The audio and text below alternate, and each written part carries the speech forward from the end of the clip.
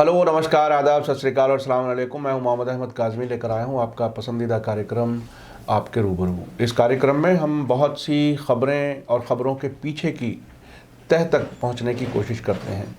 आज संडे है और ख़ास प्रोग्राम हम वदूद साजिद साहब के साथ करते हैं और इसमें कानून की ख़बरों के बारे में, उनके अदालतों में क्या कुछ हो रहा है, सरकारों का कितना असर नज़र आ रहा है और क्या कुछ हमें आजकल अदालतों से भी देखने सुनने का मौका मिल रहा है, वो सब आसान ज़बान में समझने के लिए वदूद साजिद साहब हमारी मदद करते हैं। वदूद साजिद साहब, आपका वेलकम है, मीडिया स्टार वर्ल्ड को आपने वक्त दिया। आप ये बताइए कि अभी हाल ही में फॉर्मर कैबिनेट मिनिस्टर और जम्मू कश्मीर के former chief minister Farooq Abdullah के ख़िलाफ़ एक कोई मुकदमा था सुप्रीम कोर्ट में और उसमें बहुत ही दिलचस्प किस्म का नतीजा और ऑर्डर सामने आया है। वो क्या कुछ है और आप किस तरह से देख रहे हैं उसको?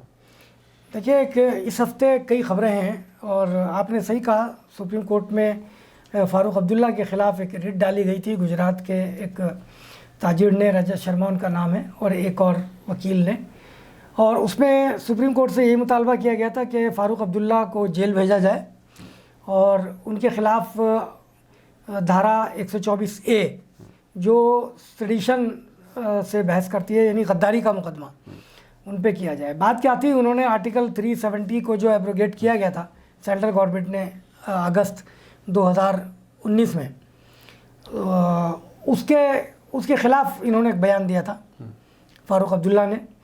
और जाहिर है कि कश्मीर से उनका ताल्लुक़ है, मेंबर पार्लियामेंट हैं, तो उनको अपनी राय रखने का हक़ है।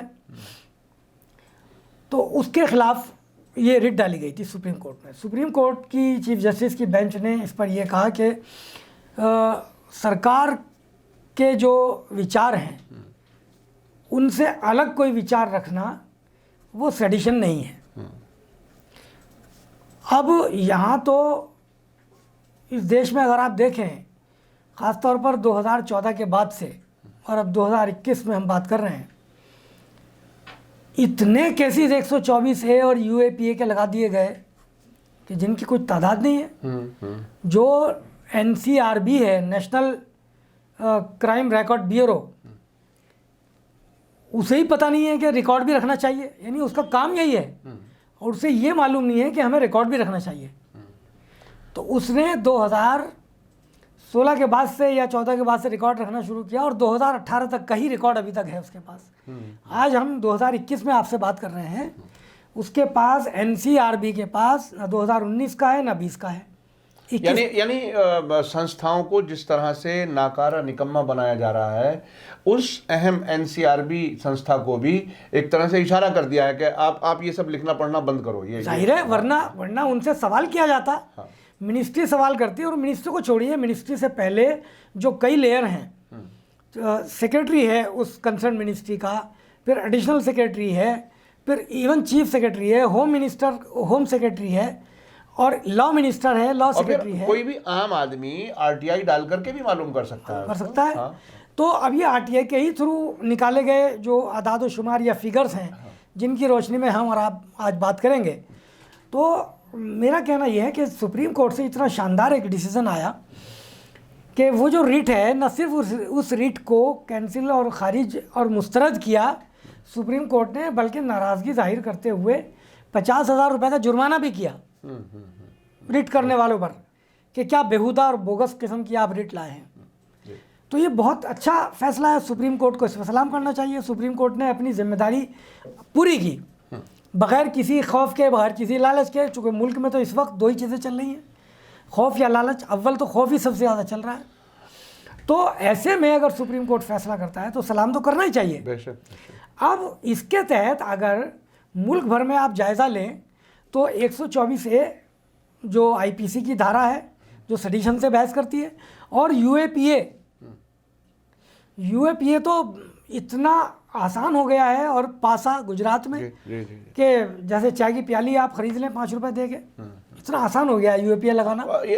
इतना जो मकसद था इस कानून का वो ना नहीं, वो तो पूरा ही नहीं हुआ, वो तो दहशतगर्दों के खिलाफ था। वो उस पे वो तो टेररिज्म को रोकने के खिलाफ था। अब हर विचारधारा, आपकी विचारधारा से अलग कोई विचारधारा रख के इसको थोड़ा ही दबाने के लिए था। यानी उसको भी एक तरह से टेररिस्ट ही की उसमें श्रेणी में डाल दिया गया। नहीं तो मैं आपको अभी एक वाकया बताऊंगा कि जिसमें बाकायदा सरकार जो है वो टेररिस्ट बता रही है अदालत में, और अदालत उस पर खामोश है, जबकि उसको छोड़ भी दिया अदालत ने, लेकिन सरकार उसको टेररिस्ट बता रही है। वो कौन सा केस है? तो मैं अभी दो चार चीज़ें आपको बताता हूँ, उस पर भी हम आते हैं। तो ये 124A की जो रिट सुप्रीम कोर्ट ने कैंसिल की है, बहुत अच्छा फैसला है। पूरे देश में जो वकील लड़ रहे हैं 124A के केसेस, ख़ास तौर पर जो CAA के विरुद्ध जो प्रोटेस्ट किया लोगों ने और उनके खिलाफ जो केसेस लगे हुए हैं, उनके वकीलों को इस फैसले का फ़ायदा उठाना चाहिए। अब आइए हम थोड़ा सा आगे चलते हैं, फिर उसके बाद वापस आएंगे कि 124A और UAPA का कितना दुरुपयोग हुआ है। दिल्ली में आपको मालूम होगा, दिल्ली में जो राइट हुए थे फरवरी 2020 में, उसमें 53 लोग मारे गए थे, और उसमें जिस कम्युनिटी के लोग ज़्यादा मारे गए थे उसी कम्युनिटी के लोग ज़्यादा पकड़े भी गए थे। जी जी जी जी। और उन पे भी धारा 124A और क्या क्या लगाया गया था। तो अभी पहला एक वाकया हुआ है कि दिल्ली की एक कोर्ट ने, एडिशनल सेशन जज हैं अमिताभ रावत, बहुत अच्छे फैसले करने के लिए मशहूर हैं। अमिताभ रावत ने एक फ़ैसला किया है और दो जो आरोपी थे फसाद के, इमरान और बाबू, इनको बिल्कुल बरी कर दिया है, जिन्हें पुलिस ने आरोपी के तौर पर पेश किया। 307 और 302 का इन पर केस लगा, मर्डर का भी था और कत्ल का और कत्ल के इरादे का। तो अब आप ये देखिए कि उन्होंने एक जो बात कही है, अमिताभ रावत ने, जो जज हैं एडिशनल सेशन जज, उन्होंने कहा कि 100 खरगोशों को मिलाकर जिस तरह एक घोड़ा नहीं बनाया जा सकता, इसी तरह 100 शंकाओं और आशंकाओं को मिलाकर आप एक प्रमाण नहीं बना सकते। यानी आप 100 बार किसी पर शक जाहिर करके उसे सबूत नहीं वो सबूत नहीं बन सकता। तो अदालत ने उनको छोड़ दिया और बरी कर दिया, यानी केसेस ख़त्म कर दिए उनके ऊपर से। ये एक बहुत बड़ी चीज़ है। हम अमिताभ रावत को भी सलाम करते हैं कि उन्होंने अपनी जिम्मेदारी निभाई जो कॉन्स्टिट्यूशन ने उनको दी है।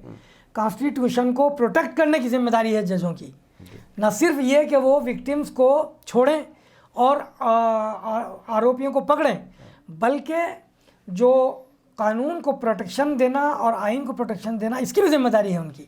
तो उन्होंने ये काम किया, हम उनको भी सलाम करते हैं। इसी तरह से मैं एक केस और है, उसको बता के फिर हम आगे चलते हैं। दिसंबर 2020 में सुप्रीम कोर्ट की एक 3 सदस्यीय बेंच ने सेंट्रल गवर्नमेंट को और तमाम स्टेट गवर्नमेंट को एक बहुत ही शानदार ऑर्डर दिया था। वो ऑर्डर ये था कि मुल्क भर में, देश भर में, छोटा या बड़ा जो भी थाना हो, पुलिस स्टेशन, चौकी हो, और NIA, CBI और IB और जितने भी स्पेशल सेल हैं, जितने भी और CID, जितने भी खुफिया एजेंसीज हैं, इन सब के दफ्तरों में CCTV कैमरे लगने हैं, और कहाँ कहाँ लगने हैं ये भी तय कर दिया था।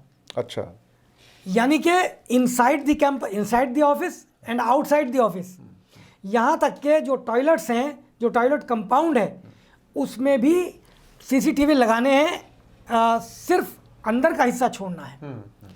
और जो थानों की दीवारें हैं चारों तरफ, और थाने के पीछे और यहाँ और वहाँ, कोर्टयार्ड और हर जगह, और थाने तक पहुँचने वाली सड़क, और उसका कमरा, जो तफ्तीशी अफसर है, SHO का कमरा, हवालात, सब जगह लगाने हैं। और ये क्यों कहा था? ये कस्टोडियल जो टॉर्चर, कस्टोडियल जो डेथ होती है, उसको रोकने के लिए कहा गया था।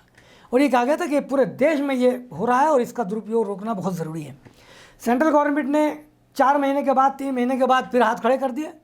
तो अभी 3-4 दिन पहले सुप्रीम कोर्ट ने बहुत सख्त ऑर्डर दिया है, और आज जब मैं आपसे बात कर रहा हूँ, ऑर्डर आ गया है सुप्रीम कोर्ट का कि ये अब मैंडेटरी है, कंपलसरी है, 4 महीने के अंदर अंदर कंप्लायंस रिपोर्ट देनी है हर थाने को और CBI, NIA सबको।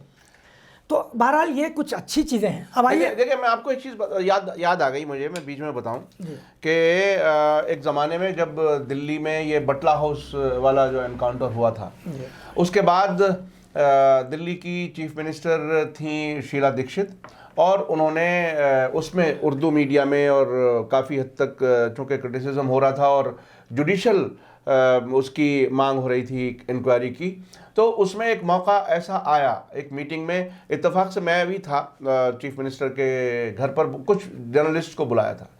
उसमें उन्होंने जब ये कहा कि साहब हम तो सेकुलरिज्म के बुनियाद पर हुकूमत में आते हैं, तो मैंने उनसे डायरेक्ट कहा कि भाई ये जब आप हुकूमत में आ जाते हैं तो मुसलमानों की इतनी भी डिमांड नहीं मानते कि एक इंक्वायरी करा दें, जुडिशल इंक्वायरी, और सरकार कहती है कि मनोबल गिर जाएगा पुलिस वालों का। हमने कहा कि भाई वो तो क्रिमिनल्स का मनोबल गिरना ही चाहिए, तो ये क्रिमिनल्स को बचाने के लिए ही हुकूमत कैमरे नहीं लगाए अब तक। मैं इस बात को कह रहा हूँ। हाँ। ये अगर ऐसा सिस्टम होगा, ये कौन सी डेमोक्रेसी है भाई? किस डेमोक्रेसी में हम जी रहे हैं?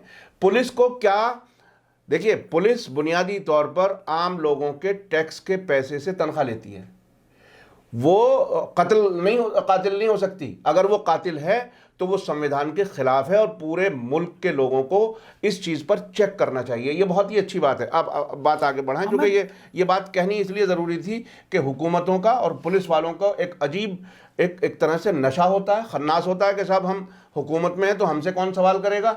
बुनियादी तौर पर बात यह है कि आम शहरियों को सवाल करना चाहिए। जी, आप ये देखिए कि पूरे देश का जो मीडिया है इस वक्त, वो छोटी छोटी चीज़ों को लेके कितने दिनों तक बहस करता रहता है। ये जो मैंने चीज़ें आपको बताई, फारूक अब्दुल्ला वाला केस है सुप्रीम कोर्ट में, दिल्ली राइट में जो मुलजिम बरी हो गए हैं, और ये जो पूरे मुल्क के थानों में जो है सीसीटीवी का ऑर्डर है, कहीं किसी टीवी चैनल पर इस पर बहस नहीं है, हो ही नहीं सकती। ठीक है, तो मैंने गोदी मीडिया क्या करे? मैंने सबसे पहले इस पर आर्टिकल लिखा, जिस रोज़ ये ऑर्डर आया शाम को, उसी दिन मैंने आर्टिकल लिखा। तो मेरे जो पढ़ने वाले हैं पूरी दुनिया में इस वक्त हैं, उन्होंने लिखा, लाखों में है वो, उन्होंने लिखा कि नहीं साहब ये तो कुछ नहीं है और इस पर कोई अमल नहीं होगा और देख लेना आप। तो बात सही है उनकी, नहीं उन्हें उम्मीद नहीं है, तजर्बे ऐसे हैं ना, तजर्बे ऐसे हैं। हाँ। लेकिन चूंकि अब सुप्रीम कोर्ट सख्त है और दोबारा ऑर्डर दिया है और 4 महीने के अंदर कंप्लायंस रिपोर्ट देनी है, और यहाँ तक कह दिया गया है कि कितना फंड एलोकेट आप कर रहे हैं। अरे भाई, कैमरे के बारे में भी मैं एक तजर्बा बताऊं। सुप्रीम कोर्ट में एक केस था, मैं वहाँ मौजूद था बाकायदा, और वकील ने एक ने सवाल उठाया कि साहब ये नीचे अदालतों में जो है वो गड़बड़ हो रही है, आप कैमरे का वो कर दीजिए प्रोविज़न, सीसीटीवी लगवा दीजिए अदालतों में। तो जब इस पे जोर डाला तो सुप्रीम कोर्ट के जज खामोश हो गए। यानी अदालत अब कहाँ जाए आदमी? देखिए वहाँ कैमरे नहीं लगने देंगे थानों में, क्योंकि वहाँ कस्टोडियल डेथ होती हैं, टॉर्चर होता है, ज़बरदस्ती लोगों से गुनाह मनवाया जाता है कि गुनाह आप कबूल कर लें। और अदालतों में भी अगर ऐसा होगा तो बुनियादी तौर पर डेमोक्रेसी में ट्रांसपेरेंसी तो होनी ही चाहिए। तो ये हाल है। देखिए ये ऐसा है, अदालतों ने बड़ी शिकायतें की हैं, सुप्रीम कोर्ट ने भी शिकायत की है कि बहुत से ऑर्डर्स माने नहीं जाते। लेकिन मैं एक बात बता दूं, पूरी दुनिया में अगर कहीं की जुडिशरी सबसे ज़्यादा स्ट्रांग और मजबूत है तो वो इंडिया है। तो अगर अदालतें चाहती हैं तो मनवा के दम लेती हैं। जैसे कि इसी केस में लगता है कि हो जाएगा। अब मेरे पास कुछ आदाद शुमार हैं, मैं चाहता हूं कि जल्दी जल्दी आपके दर्शकों को बता दूं। अब जैसे यूपीए और 124 ए का तो इतना नाजायज़ इस्तेमाल हुआ है कि मैं आपको बता दूं, अभी मैं बताता हूं आपको कि कहाँ कहाँ क्या क्या हुआ है। मैं यूपी से चलते हैं हम। 2016 में यूपी में सिर्फ 10 केस थे यूएपीए के, और उस समय बीजेपी की सरकार नहीं थी वहाँ। लेकिन जब 2017 आया, जिसमें योगी आदित्यनाथ चीफ मिनिस्टर बने, तो 2017 में 109 केस हो गए यूएपीए के। उसके बाद 2018 में 107 केस हो गए, और उनमें से 50% में सज़ा भी हो गई यूएपीए में। यानी इतनी जल्दी हुआ। कहाँ तो 1 साल तक जमानत नहीं होती और अदालत में केस नहीं जाता। जमानत के लिए आप 1 साल तक जा नहीं सकते, चूँकि 90 दिन तो चार्जशीट के दिए गए हैं। 90 दिन में आप चार्जशीट पेश कर सकते हैं, उसको भी 30 दिन और उसको फिर बढ़ा लेते हैं, 90 दिन और उसको 90 और इस तरह कर करके 1 साल कर सकते हैं। तो 1 साल तक तो आपकी जमानत का कोई सवाल नहीं यूएपीए में। अब आप 2018 में जो केसेस हुए थे उनमें 50% में जो है कन्विक्शन भी हो गया। जाहिर है मुनासिब तरीके से अदालती कार्रवाई नहीं। अब आ गया ये जम्मू कश्मीर में 2014 में 45 केस थे यूएपीए के। लेकिन उसके बाद क्या हुआ कि अब आज की तारीख 2018 में 2019 में 245 हो गए, यानी अब कितनी तेज़ी आई उसमें।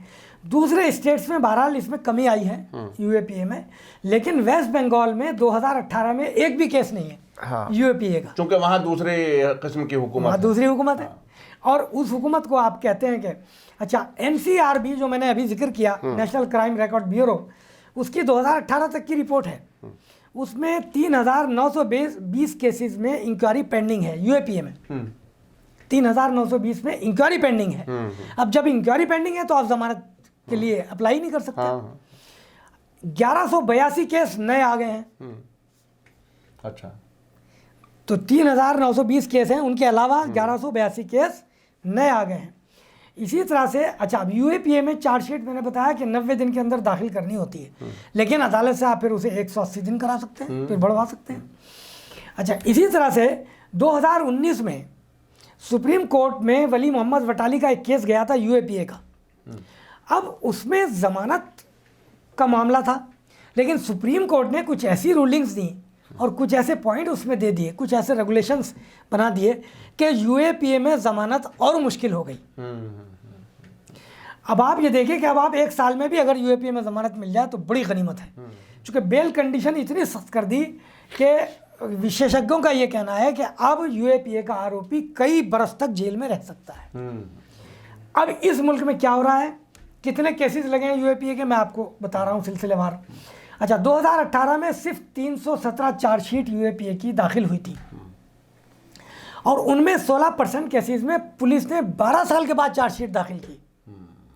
यानी 12 साल तक यूएपीए का आरोपी जेल में है, 12 साल के बाद चार्जशीट आई है, अब उसके बाद मुकदमा चलेगा, कॉग्निजेंस लिया जाएगा, कब होगा क्या होगा नहीं पता। अब आप एक और चीज़ देखिए कि 2015 से 2017 के बीच 3,681 लोग यूएपीए में पकड़े गए थे जेलों में, और यूपी में 420 पकड़े गए थे, सबसे ज़्यादा। अच्छा, बिहार में पिछले 3 सालों में 2018 तक, चूँकि 2018 तक की रिपोर्ट है सरकार के पास, तो बिहार में 2018 और उससे पहले के 2 सालों में 473 लोग यूएपीए में पकड़े गए हैं। सबसे ज़्यादा फेक इनकाउंटर वेस्टर्न यूपी में हुए हैं, उनमें मैं बता दूं आपको जल्दी जल्दी कहाँ कहाँ हुए हैं। गाज़ियाबाद, हापुड़, बुलंदशहर, गौतम बुद्ध नगर, बागपत, मुजफ्फरनगर, मथुरा, कासगंज, लखनऊ, पीलीभीत, गोरखपुर, अमरोहा, मेरठ, अलीगढ़, मुरादाबाद, सहारनपुर, बदायूं, फर्रुखाबाद। अब ये बताने की ज़रूरत नहीं है कि ये तमाम ज़िले कौन से हैं, इनमें कौन लोग सबसे ज़्यादा रहते हैं। जी जी। अब वो तो योगी आदित्यनाथ ने तो एनकाउंटर करने की ऐसे इजाज़त दी थी जैसे जिसको पुलिस चाहे इस नाम पर कि ये बदमाश हैं, गुंडे हैं, इनको ख़त्म किया जा सकता है, पुलिस को खुली छूट दे रखी थी। आप देखिए आईपीसी की जो धारा 124 है, जिसका मैंने आपसे जिक्र किया, और जिस पे सुप्रीम कोर्ट ने रिट जो है वो कैंसिल कर दी और जुर्माना भी लगा दिया रिट करने वालों पर, वो है 124 है गद्दारी की। उसमें 2014 में सिर्फ 47 केस थे काज़मी साहब पूरे मुल्क में। जी। लेकिन आज जब हम और आप बात कर रहे हैं 2018 में, तो एनसीआरबी बताता है कि 70 केस हो गए थे 2018। जी। अब आइए सीए के विरुद्ध जिन्होंने प्रोटेस्ट किया था उनका क्या हाल है। पूरे मुल्क में 3,000 लोगों पर 124A लगाई गई है। 3,000 लोगों पर, 3,000 लोगों पर पूरे मुल्क में। अब आप अंदाज़ा लगा लीजिए कि उनका क्या हाल होगा। ये 124A लगाई गई, 124A। और 124A वो है कि जो आपके ऊपर गद्दारी का इल्ज़ाम लगाए थे और देशद्रोह। और बस एक फ़र्क है जो मैंने पिछले हफ्ते ही बताया था कि 124A में देशद्रोह का आरोप सिद्ध करने की जिम्मेदारी पुलिस की होती है, लेकिन यूएपीए में देशद्रोह का आरोप गलत साबित करने की जिम्मेदारी खुद आरोपी की है। अब ये जो 3,000 लोग पकड़े गए हैं, ये कहाँ से अपने खिलाफ सबूत लाएंगे जब वो जेल में है, आप मिलने नहीं देते उनको, ठीक है। अच्छा, इसी तरह से मैंने आपको बताया कि बेंगलोर में तो एक बहुत ही शानदार अभी डिसीजन आया है वहाँ की हाई कोर्ट का। 56 केसेस 124A के हैं। अच्छा, 56 केसेस, और ये सिर्फ 2020 के अगस्त से हैं, अगस्त 2020 से अब तक है। और ये इनमें ज़्यादातर वही हैं जो यूएपीए के विरुद्ध प्रोटेस्ट कर रहे थे। तो वहाँ की हाई कोर्ट ने इसका बहुत सख्त संज्ञान लिया है। जब हाई कोर्ट ने पूछा कि इस पर कार्रवाई क्या हो रही है इन 56 केसेस में, तो बताया गया कि अदालतें ही नहीं है। हाँ, वो कोरोना के नाम पर अदालतें नहीं लग रही और उसकी वजह से बहुत सी चीजें नहीं कि साहब स्पेशल कोर्ट ही नहीं है जो इन केसेस को डील करे। तो हाई कोर्ट ने सख्त ऑर्डर दिया है कि स्पेशल जजेस अपॉइंट किए जाएं। अपॉइंटमेंट का ऑर्डर दिया है रजिस्ट्री को, और ये कहा है कि जज अपॉइंट करके और ये सारे केसेस कंसोलिडेट करके और उन्हीं को दिए जाएं और डेडिकेटेड कोर्ट बनाए जाए और ये 56 के 56 जो केसेस हैं इनकी सुनवाई की जाए। आपको एक मज़े की बात मैं और बता देता हूँ इससे पहले कि आप ख़त्म करें कि कर्नाटक हाई कोर्ट ने एक ऑर्डर दिया था पिछले 4-5 महीने पहले कर्नाटक गवर्नमेंट को कि आप पॉलिटिशियंस के ऊपर से क्रिमिनल केसेस ऐसे ही नहीं हटा सकते, और जो डिस्ट्रिक्ट जजेस हैं और जो प्रोसिक्यूटर्स हैं, वो पीपीज हैं यानी कि पब्लिक प्रोसिक्यूटर जो सरकारी वकील होते हैं, उनको बाकायदा सर्कुलर जारी करके हाई कोर्ट की चीफ जस्टिस की बेंच ने ये कहा था कि अपना भी दिमाग लगाया करो। अगर सरकार तुम्हें ये कहती है कि फला पॉलिटिशियन के ऊपर से ये क्रिमिनल केस वापस ले रहे हैं हम, तो आप आंख बंद करके यकीन मत करो, बल्कि केस की मेरिट पे जाओ, और अगर वो वापस लेना ज़रूरी ना हो तो हरगिज़ वापस मत लो। डिस्ट्रिक्ट जजों को भी कहा गया कि अपना दिमाग लगाना, ऐसे ही वापस मत ले लेना। उसके बावजूद 161 केसेस कर्नाटक हाई कोर्ट के ऑर्डर की अवहेलना करते हुए 161 केसेस पॉलिटिशियंस के ऊपर से हटा लिए गए। सिर्फ कर्नाटक में। हाँ। उस पर जब कुछ एनजीओ सुप्रीम हाई कोर्ट गई तो हाई कोर्ट ने फिर पूछा कि कितने केसेस हैं जो आपने हमारे ऑर्डर के बावजूद वापस लिए, तो पता लगा कि 161 केसेस हैं। तो ये हो रहा है। तो बहरहाल अदालतें, अगर हमारे हिंदुस्तान की अदालतें बहुत मजबूत हैं, अगर वो कॉन्स्टिट्यूशन और कानून की हिफाजत पर आ जाएं और विक्टिम को इंसाफ देने पर आ जाएं, और आरोपी और जो विक्टिम, आरोपी नहीं बल्कि जो मुजरिम है जिसने जुर्म किया है उसको सज़ा देने पर आ जाएं, तो कोई नहीं बख्शा जा सकता, चाहे वो सरकार हो और चाहे वो कोई प्राइवेट इंडिविजुअल्स हो। बहुत बहुत शुक्रिया। बहुत ज़्यादा मैं सवाल इसमें नहीं करता, लेकिन आखिर में मैं एक चीज़ ज़रूर जोड़ना चाहूँगा। अभी मैं पिछले दिनों फैज़ान मुस्तफ़ा जो कानून के बहुत ही एक्सपर्ट हैं और एक लॉ यूनिवर्सिटी के वाइस चांसलर भी हैं, उन्होंने एक बात कही कि सरकार के लोगों ने उन्हें खुद बताया कि अदालतों की अवहेलना सबसे ज़्यादा सरकारें करती हैं।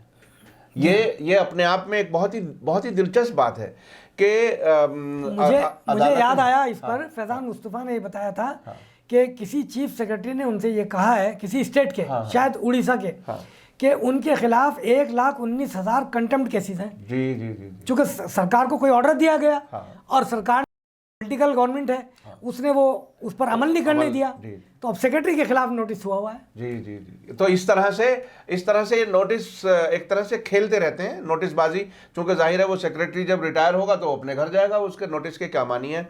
तो सरकारें खुद ही अदालतों की अवहेलना करती हैं, उनको यानी कंटेम्प्ट ऑफ कोर्ट करती हैं। तो ऐसे हालात में बहरहाल अदालतों से आवाम को कैसे इंसाफ मिले, कितना मिले, लेकिन उसके बावजूद भी फिर भी कुछ फैसले ऐसे हैं, जैसा कि आपने आज बताया। आज बहुत दिन के बाद ऐसा हुआ है इस कार्यक्रम में कि कुछ अच्छे फैसलों का जिक्र एक से ज़्यादा फैसलों का हुआ है। तो ये बहुत दिन के बाद हमने ये ऐसा देखा है। बहुत बहुत शुक्रिया जनाब वदूद साजिद साहब। ये बहुत ही कानून की ख़बरों को बहुत बारीकी से देखते हैं और वो ख़बरें जो आम लोगों तक पहुंचनी चाहिए वो पहुंचाने में हमारी मदद करते हैं। इसी के साथ मुझे दीजिए इजाज़त। धन्यवाद, शुक्रिया। जय भारत, जय हिंद। मीडिया स्टार वर्ल्ड के और वीडियो देखने के लिए हमारे चैनल को सब्सक्राइब करें और सीधे नोटिफिकेशन पाने के लिए बेल आइकन दबाएं। और अगर हमारी खबर सच्ची और अच्छी लगे तो अपने व्हाट्सएप, इंस्टाग्राम, फेसबुक और ट्विटर अकाउंट पर ज़रूर शेयर करें।